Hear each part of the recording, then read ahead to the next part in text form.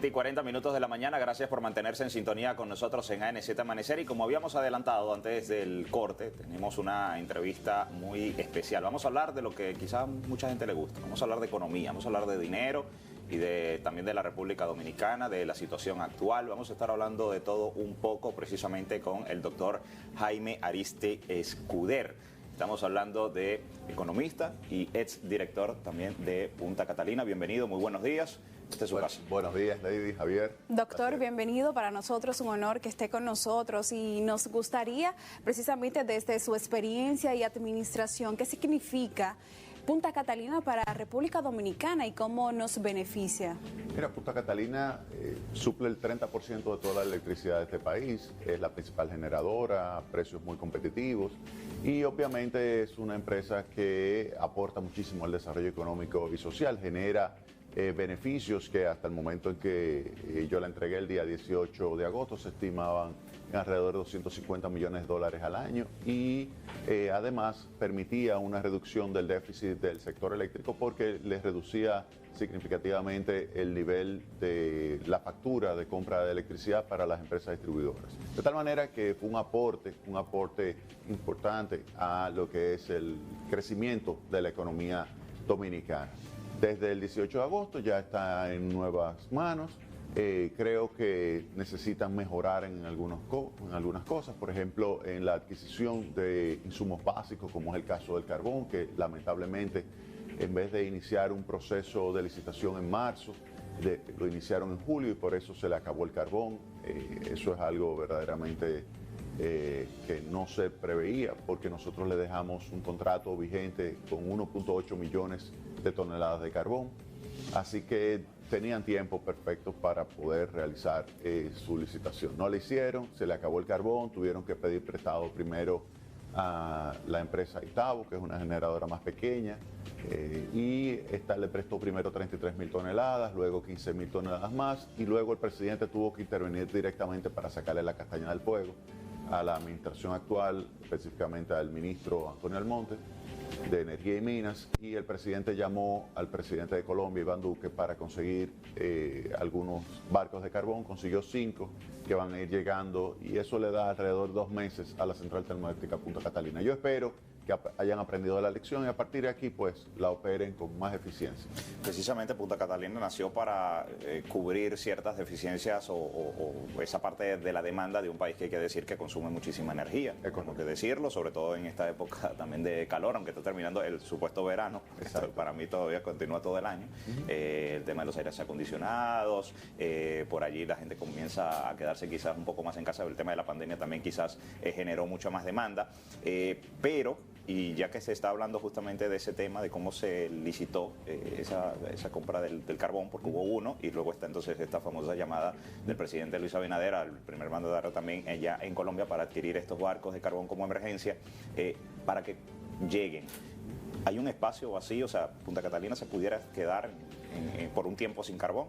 Ya no, porque es que con estos 5 barcos eso le da 2 meses de operación. Mientras llegan los que se licitaron. Exactamente, los que se licitaron tarde, lo que sí va a ser más costoso. Si hubiesen licitado en marzo, la compra hubiese sido a $72 la tonelada métrica y ahora se está pagando los 3 primeros barcos a $170 y los 2 segundos, o sea, para completar el cuarto y el quinto, a $220. Y los nuevos que vayan a licitar lo van a adquirir alrededor de $220. El más caro, $220, pero leía justamente un reporte ayer en Europa, ya se estaba cotizando la tonelada a $300. Sí, igual que el gas natural. El gas natural, en términos de megavatio, se ha quintuplicado. Fíjate que nosotros lo pagamos a $60 la tonelada. Ya va, como tú muy bien señalas, 200, sí, 250, o sea que va a seguir subiendo hasta que se normalice un poco, digamos, la situación de abastecimiento de gas natural en Europa, cuando comience a operar un nuevo gasoducto que va desde Rusia hasta Alemania, sin pasar por Polonia, sin pasar por Ucrania. Tan pronto eso se normalice, comenzará a bajar los precios del gas natural y eso le quitará presión también al precio del carbón. Pero mientras tanto, cuando tú cierres el contrato ahora para un año, lo vas a tener que pagar a un precio por encima de los $200. Y en ese mismo sentido, ¿se pudiera utilizar otra alternativa en caso de que falte carbón, como se vio en esta oportunidad? Incluso apagones se registraron en la República Dominicana debido a esto. ¿Algunas alternativas que se pudieran plantear? De generación no, porque Punta Catalina es muy grande. Entonces, Punta Catalina desplazó 15, 16, 17 plantas pequeñas que estaban en el mercado utilizando diesel fuel oil, que es carísimo también. Es decir, que si sale Punta Catalina, puede haber generación que la supla una parte, pero a unos costos enormes, unos costos que pudieran llegar a 18, 19 centavos de dólar por kilovatio, cuando con Punta Catalina adentro el precio del mercado spot era 7. Claro, ahora va a subir por el precio del carbón probablemente 3 centavos, 4 centavos más, pero nunca llegar a unos precios de 18, 19, 20 centavos de dólar, que equivale a producir con derivados del petróleo como diésel o fuel oil. Hay que recordar que ese también está subiendo. Ahora, yendo a lo que es el presupuesto que está ahora mismo presentando el gobierno, vemos que los precios internos de tanto del carbón como de los derivados del petróleo están subestimados, porque están por debajo, por ejemplo, en el caso del carbón, de los $80. Entonces uno se pregunta, bueno, tu déficit es 3% del Producto Interno Bruto, 172.000 millones de pesos. Sin embargo, tienes que el precio del carbón que tú vas a estar utilizando el año que viene está por debajo de los $80, y eso no es lógico, porque en realidad cuando tú salgas a comprar ahora para pagarlo el año que viene, tú vas a tener una factura muchísimo más alta y por lo tanto el déficit va a ser mayor. Eso se entiende porque va a tender a bajar o a estabilizarse al menos. Sí, lo que pasa es que tú lo estás comprando ahora. Claro, mucho más caro. Exactamente. Entonces, aunque te baje el año que viene, aunque tú tengas la curva, lo que se llama la curva forward o la curva de largo plazo, tú te vas a dar cuenta de que efectivamente pudiera bajar el año que viene, pero tú estás contratando ahora y vas a pagar a este precio. Justamente hablando de presupuesto nacional y quizás desviándonos un poco nada más del tema que está en discusión, justamente ese presupuesto de 2022, ya el 2021 tuvo que redactarse. República Dominicana se quedó quizás corta con el tema del presupuesto nacional. Obviamente esto tendría a suceder por la situación actual que está viviendo cada uno de los países. ¿Qué pudiera esperar el pueblo dominicano de lo que viene económicamente para el país en el 2022? Mira, en primer lugar, este año 2021 va a terminar bien en términos de crecimiento, la economía va a terminar por encima del 10%, el crecimiento económico, la inflación va a ser un poquito por debajo del 8%, que es el doble del rango o de la meta central, que es 4%. Recuérdate que el rango es 4% más menos 1, es decir, de 3 a 5%. Acá por encima de eso, pero las expectativas todavía es que en el mediano plazo la inflación converja al 4%. Desde ese punto de vista hay aspectos positivos. Sin embargo, ya en el año 2022 deberíamos esperar cierta desaceleración de la economía, convergencia de la inflación, pero todo va a depender de la situación fiscal. El gobierno presenta este presupuesto de un déficit de 3%, pero en realidad cuando tú lo analizas te dice, bueno, aquí falta algo. ¿Qué falta? La reforma fiscal. Por eso se manda eso para cumplir fechas, pero se necesita una reforma y por eso Pacheco, Alfredo Pacheco, presidente de la Cámara de Diputados, dice, bueno, nosotros vamos a comenzar a estudiar, pero vamos a esperar que el presidente envíe, como dijo el ministro de Hacienda, la reforma fiscal para introducirla en ese presupuesto. Y entonces ahí va a depender de cuál es la estructura de la reforma fiscal, saber cuál va a ser el impacto. Porque dependiendo cuál es el resultado final, a quién tú estés grabando, cómo tú estés generando esos ingresos adicionales, tú vas a tener efectos sobre la capacidad de inversión, la capacidad de ahorro, la capacidad de emplear, producir, de tal manera que tú puedes tener cierto impacto sobre la economía. Y hasta que eso no esté, no te puedo decir exactamente cuánto va a ser el ritmo de crecimiento o la variación de los precios para el año que viene. Mientras tanto, sí uno puede decir que el crecimiento pudiera quedar entre 5 y 6% el año que viene. Y la inflación entre 4 y 5%. Claro, y en términos económicos, ¿qué tan urgente sería una reforma fiscal en estos momentos para República Dominicana? Excelente, excelente. Mira, yo creo que cuando tú ves el presupuesto te das cuenta de que hay una subestimación del déficit. Y de ese punto de vista, ahí se coloca sobre la mesa la necesidad de hacer alguna reforma o algún recorte de gasto público. Este año el gobierno lo que ha hecho es recortar el gasto de capital y lo ha hecho de una forma verdaderamente dramática. El gasto de capital este año va a terminar en 1.1 del Producto Interno Bruto, más o menos. O sea, estamos hablando de que este año pudiera ser el nivel de inversión más bajo en los últimos 60 años, como porcentaje del PIB. Entonces, para el año que viene, ahí tú dices, bueno, tú vas a querer mantener la inversión en 40.000, 50.000 millones de pesos, o tú vas a ejecutar los 140.000 millones de pesos que efectivamente se está colocando en el presupuesto. Entonces, si tú vas a querer ejecutar esa inversión, tú vas a necesitar recursos, porque hay gastos, otros gastos que me parece que están subestimados en el presupuesto. Entonces, desde ese punto de vista, es muy probable que ellos necesiten esa reforma fiscal. El punto es que no se han dado los detalles de la misma y ahí no se sabe cuál va a ser la parte de la sociedad que va a cargar con ella. Exacto. No se sabe si va a ser la clase media, no se sabe si va a gravar solamente a los ricos o si va a afectar también a los pobres mediante, por ejemplo, un aumento de la base del ITEVIS. Si tú aumentas la base del ITEVIS, eso repercute inmediatamente sobre los segmentos más pobres del país. Sí, claro, por supuesto. Recuerdo ahora una intervención por parte del presidente Luis Abinader, no recuerdo si fue justamente el pasado 27 de febrero, donde entendía que los tributos, los impuestos, debían obviamente pesar o ser cargados por el empresariado, por la gente que obviamente ganaba más, pues que ellos también pues aportaran mucho más también al país. En algún momento, de hecho, se habló de reformas en cuanto a los tributos o el impuesto que iban a estar cargando en las tarjetas de crédito, compras por internet. Hubo una protesta masiva a través de las redes sociales y eso se echó para atrás. No pudiera quizás haber, digamos, como temor en una reforma fiscal. O sea, tomando en cuenta ejemplos, Colombia, Chile, Ecuador en 2019, sabiendo que acá la gente pues responde rápido como protesta a ciertas medidas. Sí, sobre todo cuando le tocan el bolsillo, porque hay que decirlo así. Es difícil pedirle ahora mismo al dominicano que aporte un poco más. Mira, es correcto. El año pasado ellos intentaron a final de año venir con una reforma que era una mini reforma porque básicamente eran 20.000 millones de pesos. La gente inmediatamente protestó y se echó hacia atrás, se tuvo que buscar a través de la banca, a través de impuestos adelantados, con Barrigol, esos 20.000 millones de pesos. Pero en esta ocasión ellos lo que sacan en el documento introductorio del diálogo nacional, en la parte de reforma fiscal, sacan 3 páginas de las cuales hay una que explica lo que va a ser la reforma y como tú muy bien señalas, dice, los ricos son los que van a pagar más impuestos. Tú dices, bueno, pero eso es algo que no dice nada.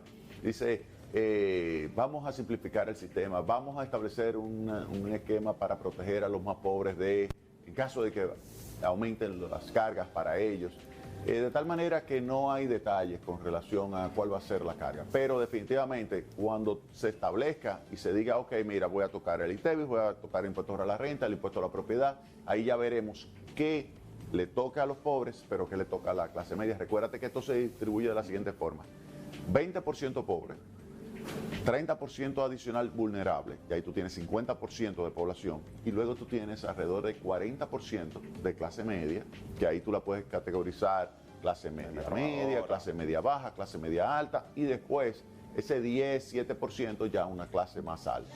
Entonces, a la clase media, que está entre 50 y 90, ¿cómo tú la proteges de la reforma tributaria?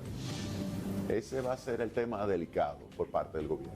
Ellos van a tener que hilar bien fino y explicar muy bien a la población lo que significa esa reforma y por qué la necesitan, cuando ellos habían dicho en campaña que podían reducir el gasto en 129.000 millones de pesos porque era recursos que se despilfarraban, se gastaban mal o se iban por corrupción. ¿Y usted entiende que ha habido una reducción considerable? Mira, ha habido una reducción del gasto de capital, pero ese gasto de capital se necesita. Ese gasto de capital es clave para poder complementar la inversión del sector privado. Cuando tú tienes gasto de capital activo, tú tienes al mismo tiempo mucha inversión privada que se dinamiza alrededor de ese gasto. Y esto hace entonces que se expanda más, no solamente en el presente, sino en el mediano y largo plazo, la economía dominicana. Es decir, que se necesita. Y precisamente, doctor, ¿cómo usted califica el manejo que se ha tenido en la calidad del gasto público? Mira, vamos a separar. Yo creo que hay ejemplos de malos manejos del gasto, despilfarro de gasto, y eso uno lo ve regularmente.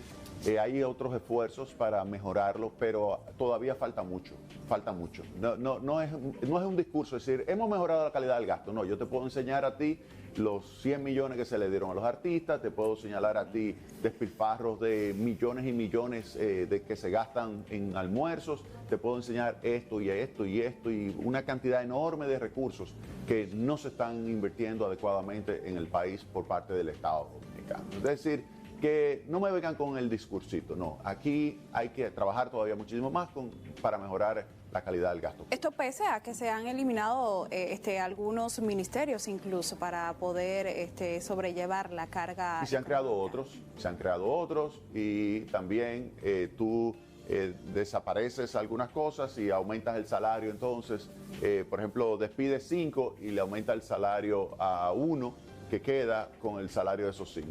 O sea, si hacemos un análisis, ahora lo que tú me dices, bueno, pero la economía este año por lo menos ha mostrado una fuerte recuperación, una de las más intensas recuperaciones de toda América Latina, y eso ha estado vinculado con la política monetaria.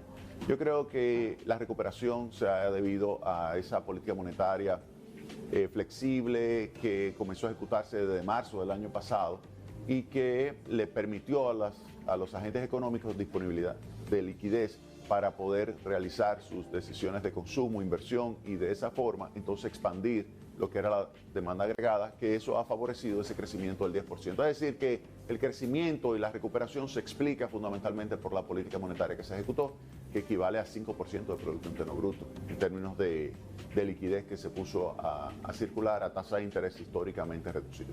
Doctor, no creo que se vaya sin antes hablar de un tema que se ha estado sonando prácticamente desde que inició la pandemia y la gente se vio afectada, ya sea porque perdió su empleo, porque comenzaron a endeudarse quizás un poco más, porque obviamente no generaban, el que tenía obviamente su negocio no generó lo suficiente obviamente para mantenerse, o algunos quebraron, otros se siguen manteniendo al día allí como pueden, tomando préstamos y préstamos, es el 30% de las AFP.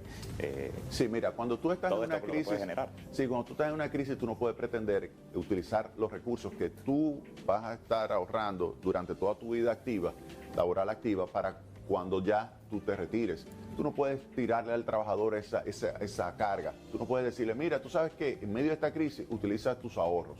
No, es el Estado que tiene que intervenir. Por eso se justificaba el quédate en casa, fase 1, fase 2, para ti. Y si es necesario establecer más programas de asistencia, más programas de apoyo a segmentos que todavía están golpeados por la crisis, pues que se haga.